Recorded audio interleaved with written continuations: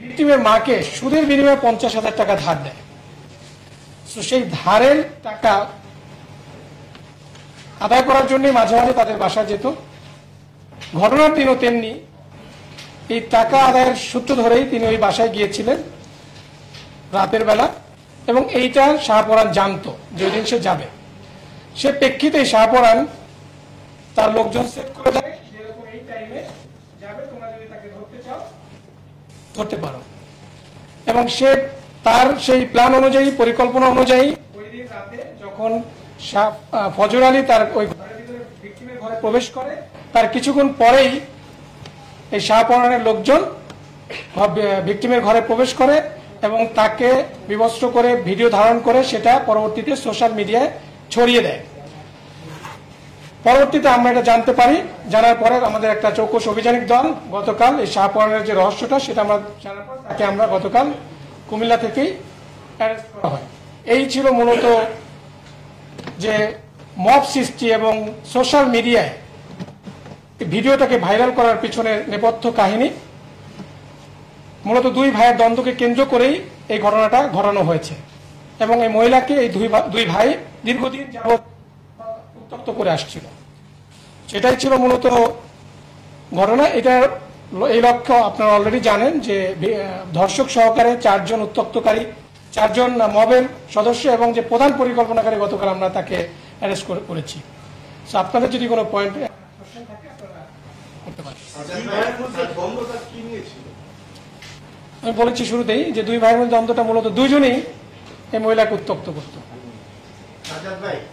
এই যে দুই ভাই এই মহিলাকে উত্তক্ত করতো, দুই ভাই কি ওই নারীর সাথে শারীরিক কোনো সম্পর্কে গিয়েছিল কিনা, যে এক ভাই বঞ্চিত হচ্ছে যে কারণে, এবং গ্রামের সালিশটা হয়েছিল কি? দেখুন, উত্তক্তটা নিয়েই আমরা শারীরিক সম্পর্ক কিনা এটা একটা সেন্সিটিভ বিষয়, এটা আমরা এসে না বলি, এটা তদন্তে আরো বেরিয়ে আসবে। আমরা তো গতকাল তাকে অ্যারেস্ট করেছি, আরো জিজ্ঞাসাবাদ করে ভিতরে কি ঘটেছে, তাদের মধ্যে কি সম্পর্ক ছিল সেটা আসলে তদন্তে বেরিয়ে আসবে। সো আমরা শুধু এতটুকু এখন পর্যন্ত যেটা পেয়েছি যে মহিলাকে, এবং আপনারা বিভিন্ন সোশ্যাল মিডিয়ায় তার ইন্টারভিউ দেখেছেন, বিভিন্ন টিভি চ্যানেলে এটার ইন্টারভিউ নিয়েছে, তার সেখানে সে বলেছে তাকে দীর্ঘদিন যাবৎ উত্তক্ত করে আসছিল। সেই উত্তক্তের প্রেক্ষিতে দুই ভাইয়ের মধ্যে দুজনই একজনের পিছনে ছুটছে, তো সেখান থেকেই মূলত তাদের মধ্যে একটা দ্বন্দ্বের সৃষ্টি হয়। সেখান থেকে একটা গ্রাম্য সালিশ হয়, সেই সালিশে ফজর আলী কর্তৃক শাহপরান হেনস্থার শিকার হয় এবং সেখান থেকেই এই শাহপরান ফজর আলীর বিরুদ্ধে একটা অ্যাকশন নিতে চায় এবং সেটারই প্রতিফলন ছিল 26শে জুনের যে ঘটনাটা।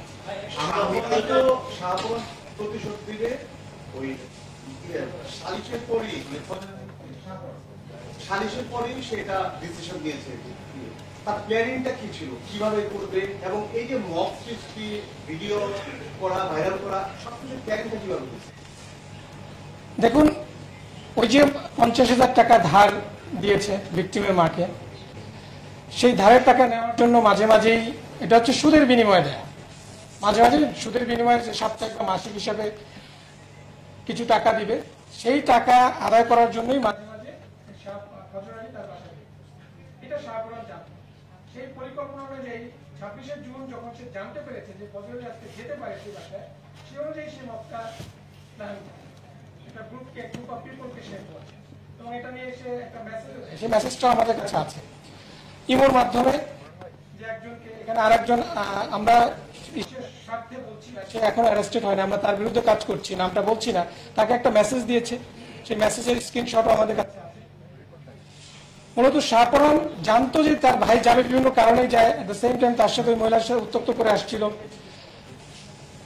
সেইভাবেই শাহপরান ফজর আলীকে এই হেনস্থা করানোর জন্য এই পরিকল্পনা 26শে জুন করেছিল। একটা বিষয় জানতে চাই যে ফজর আলী তো আগে বিগত আপনি কোন কথা জেনেছি, এরপরে সে বিরুদ্ধে শাহপরানের কোন রাজনৈতিক পদদর্শ ছিল কিনা, এবং আসলে রাজনৈতিকভাবে কোনো দেখুন, অপরাধ তো অপরাধী, সে রাজনৈতিক আর নর্মাল কোন কি কাজ করে সেটা আমরা এখানে রাজনৈতিক প্রেক্ষাপটটা নিয়ে শাহপরানের বিষয়টা আমরা শুনেছি।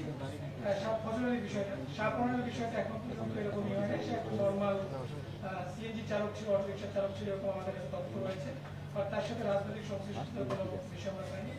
তারপর আমি বলবো যে এটা অপরাধ অপরাধের সাথে যে কোনো রাজনীতির কোনো এখানে প্রাধান্য পেতে পারে না।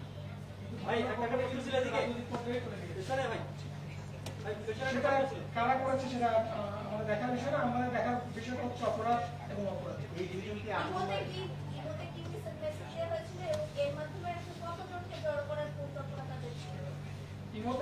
ইমোতে যে মেসেজটা দিয়েছিল সেটা হচ্ছে যে ওই দিন যাবে, এটা শাহপরান একজনকে জানিয়েছে যে আজকে যাবে, তোমরা কি তাকে এরকম করতে চাও কি?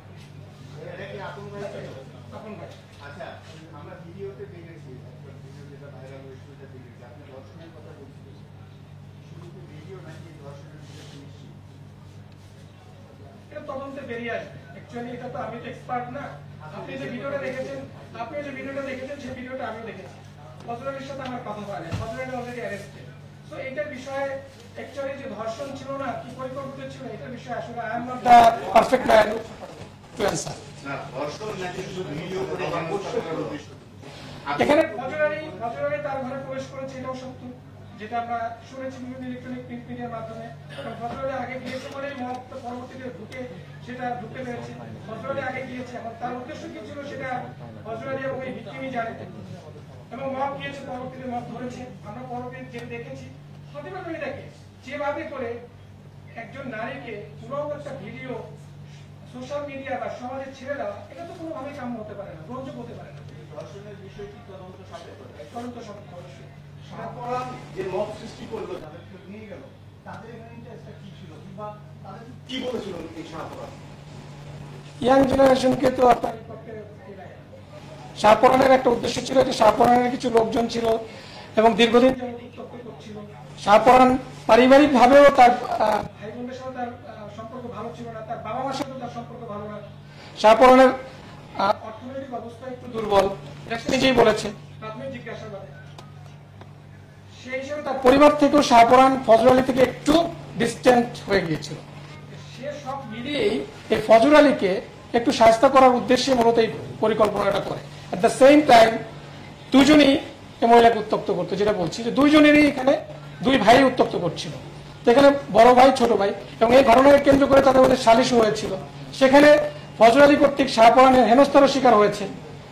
সেটা থেকেই এই প্রতিশোধটা নেওয়ার জন্যই ফজর আলীকে শাস্তি করার জন্যই মূলত এই ঘটনাটা সে সাজিয়েছে।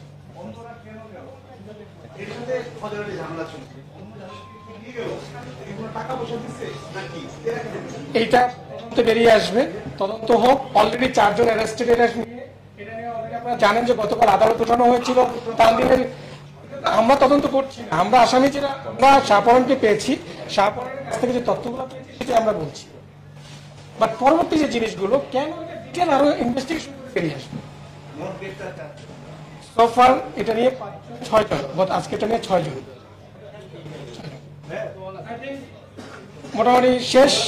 মুরাদনগরের বিষয়টা যে এই ঘটনার পরে গতকালকে আমরা আরেকটা ঘটনা দেখলাম যে মাদকের মা এবং তার 2 সন্তান ছেলে মেয়ের হত্যা করা হয়েছে। এই যে একের পর এক শিরোনামে মুরাদনগর, আপনারা মানে এই বিষয়টা কিভাবে?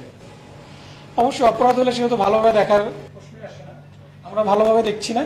এটা নিয়ে আমরাও কাজ করছি, অন্যান্য আইন শৃঙ্খলা বাহিনীও কাজ করছে। আপনারা জানেন যে গতকালের ঘটনার সম্পর্কে আপনারাও যা জানেন আমিও ততটুকুই জানি, বাট তারপরে এটা নিয়ে ইনভেস্টিগেশন চলমান আছে, আমাদের কার্যক্রম চলমান আছে। এটা একটা বিশাল মত, যেভাবে করে পুরা এলাকাবাসী দেখে মনে হচ্ছে যে খুবই ক্ষিপ্তই ছিল।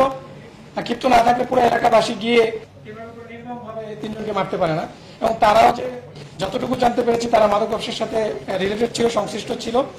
তো সে প্রেক্ষিতে ঘটনা ঘটেছে, এটা আমরা পরবর্তী দিনে আমরা কাজ করছি।